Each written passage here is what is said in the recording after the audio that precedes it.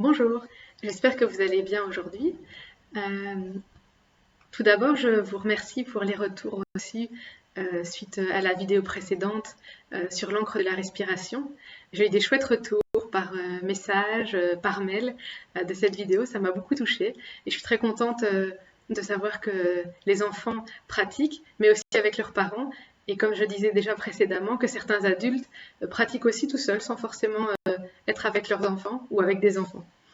Euh, Aujourd'hui, c'est le lundi qui suit le jour de Pâques. Peut-être que vous avez eu la chance de recevoir des chocolats, ou peut-être que, comme moi, vous avez eu de la chance si vos enfants ont reçu des chocolats et que vous avez pu manger quelques chocolats. Peut-être même que vous avez fait une chasse au trésor dans la maison, dans le jardin. Et j'espère aussi que ces journées se passent le mieux possible pour vous, malgré le confinement, malgré le fait qu'il n'y a plus d'école, qu'on voit moins les copains, sauf peut-être par vidéo, qu'on voit plus les grands-parents, les amis, avec qui on aimait passer du temps. Aujourd'hui, la quatrième pratique que je vous propose, c'est une pratique qui s'appelle la météo intérieure.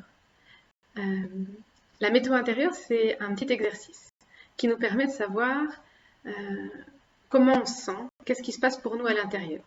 La météo, de façon générale, c'est quelque chose qu'on consulte pour savoir le temps qu'il fait dehors. Ça nous permet de savoir peut-être déjà comment on va s'habiller, et donc d'anticiper un peu ce qu'on va faire, ce qu'on va porter comme vêtements.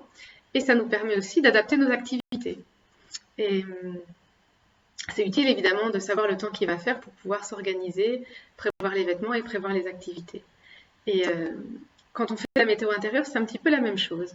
On va juste aller remarquer, tiens, comment on se sent à l'intérieur, qu'est-ce qui se passe à l'intérieur de nous, pour pouvoir un petit peu organiser nos activités. Pas changer de vêtements, mais en tout cas organiser nos activités, savoir un petit peu comment on va pouvoir se préparer et prévoir nos activités, nos rencontres en fonction de la façon dont on se sent là à l'intérieur. Je me souviens il y a quelques années, en proposant l'activité de météo intérieure à des élèves en 4e ou 5e primaire, je ne me souviens plus exactement, j'avais demandé aux enfants, tiens, à votre avis, à quoi ça sert la météo? Et en quoi ça peut nous aider? Et il y avait un petit gars qui m'avait dit, eh ben voilà, en fait, la météo intérieure, c'est par exemple le matin, quand je me réveille, je me rends compte que je suis pas très bien, je suis un peu triste, un peu en colère, que c'est difficile pour moi. Et ben, quand je vais arriver dans la cour, si par exemple un copain passe trop près de moi et me cogne avec son cartable ou avec son bras, eh ben sûrement je vais me retourner et lui dire espèce de gros débile, tu m'as fait mal, il a sûrement fait exprès, de toute façon je sais bien qu'il m'aime pas, il fait tout pour me poser des problèmes celui-là, et ma journée elle va être gâchée juste à cause de ça. Et il dit, au contraire, si le matin je me réveille et je sens que je me sens bien, que tout va bien, peut-être que parce qu'il s'est passé quelque chose de chouette le matin, ou parce que quelque chose va se passer de chouette pendant la journée, eh ben si de nouveau je suis dans la cour de récréation et que ce même garçon me bouscule, peut-être que là je vais juste me dire oh sûrement il allait trop vite, il n'a pas fait exprès, ou peut-être même que je vais me dire ah ben j'espère qu'il s'est pas fait mal. Et donc le même événement, selon la façon dont on se sent, la façon dont ça se passe à l'intérieur de nous, le même événement va pouvoir se passer vraiment de façon différente. Et c'est en ça que c'est vraiment très important de savoir comment on sent là à l'intérieur, parce que ça va souvent modifier la façon dont on va vivre les événements. Alors, après le petit blabla d'introduction, je vous propose qu'on commence directement. J'ai mes petites clochettes et je vais les faire sonner pour qu'on puisse commencer.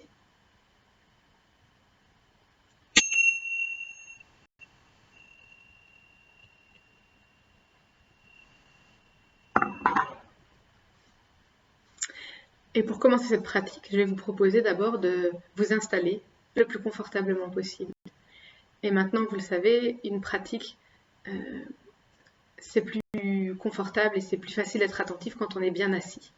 Et donc, je vous rappelle, la position de la montagne assise, elle comporte 4 points importants.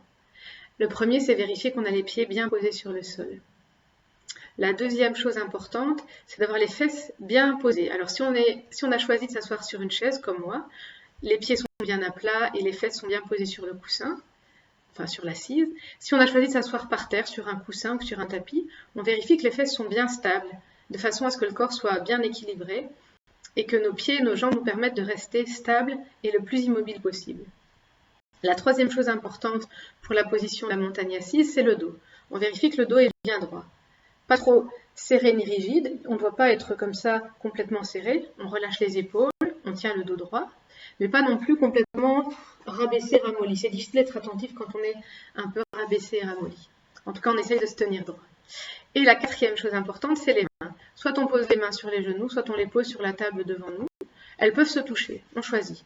L'idée, c'est que, de la même façon, les mains sont posées et ne vont pas aller chipoter avec quelque chose, un stylo, une feuille, peut-être le pantalon ou quoi que ce soit d'autre qui est devant nous. Et si on veut, et c'est pas obligatoire, on peut choisir de fermer les yeux. Et peut-être que là, pour commencer, on pourrait fermer les yeux un petit moment et juste s'arrêter et prendre le temps de remarquer ce qui se passe quand on s'arrête. Peut-être remarquer un petit moment que même quand on est immobile, on sent toujours l'air qui entre et l'air qui sort de notre corps. On sent le mouvement de la respiration, peut-être dans le ventre, peut-être dans la poitrine, peut-être dans le nez.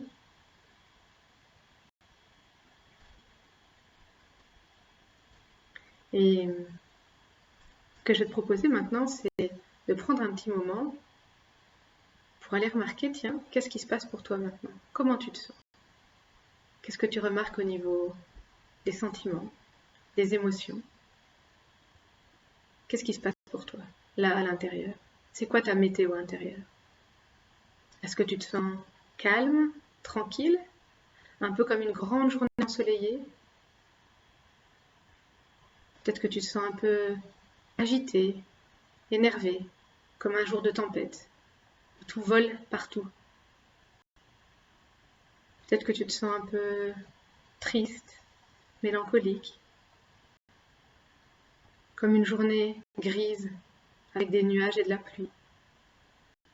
Peut-être qu'à l'intérieur de toi, c'est énervé, frustré, fâché, pas content.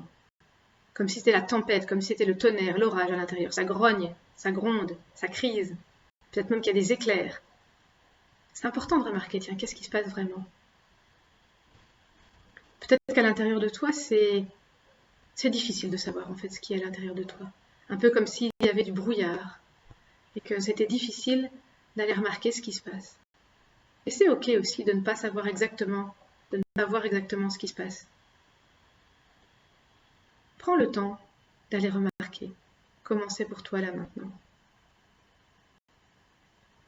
Peut-être même que tu peux aussi ressentir dans quel état tu te trouves au niveau du corps.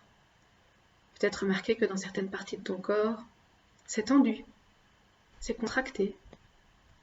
Ou au contraire, que peut-être tu te sens détendu, relâché. Peut-être que tu ressens certaines sensations de chaleur, peut-être des endroits où il fait froid, des picotements. Juste prends le temps de remarquer comment ça se passe pour toi là maintenant.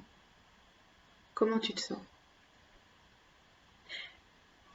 L'invitation de la météo intérieure, c'est juste d'observer, de remarquer. Remarquer ce qui est là. Il n'y a pas quelque chose qu'on devrait ressentir ou quelque chose au contraire qu'on ne peut pas ressentir. On peut remarquer si on est triste. C'est important de noter qu'on est en colère. Juste observer, sans forcément changer. C'est une première étape. Remarquer. Et peut-être que, comme la météo à l'extérieur change régulièrement, on peut aussi se rendre compte que la météo à l'intérieur de nous, elle change. Elle change doucement, parfois très vite. Elle change à son rythme. C'est pas nous qui décidons. Il faut juste avoir confiance que cette météo va changer. Peut-être pas à la vitesse qu'on le voudrait, peut-être pas forcément de la manière dont on le voudrait, mais il faut avoir confiance que cela va changer. Et aussi avoir confiance que, à un moment ou à un autre, Si actuellement c'est des sensations et des sentiments qui sont un peu difficiles, ça va évoluer. Avoir patience, avoir de la patience pour voir évoluer ça. Et tout comme la météo à l'extérieur sur laquelle on ne peut rien changer et sur laquelle on n'a aucune prise, il faut aussi accepter que la météo à l'intérieur de nous, on ne peut pas la changer juste en claquant des doigts, juste parce qu'on le veut. Et peut-être qu'on pourrait encore rester un court moment, un petit instant, encore avec les yeux fermés si jamais vous les aviez rouverts, en remarquant ce qui se passe là pour nous maintenant. Et peut-être que quand je sonnerai les clochettes, si tu avais les yeux fermés, tu peux les rouvrir.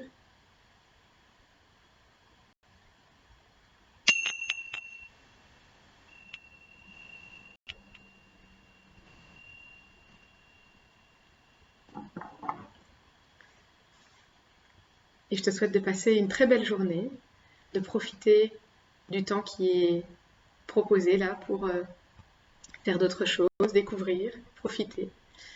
Et n'hésitez pas aussi les adultes à me faire des retours de cette pratique, peut-être même de me laisser un petit commentaire. Au revoir et à bientôt!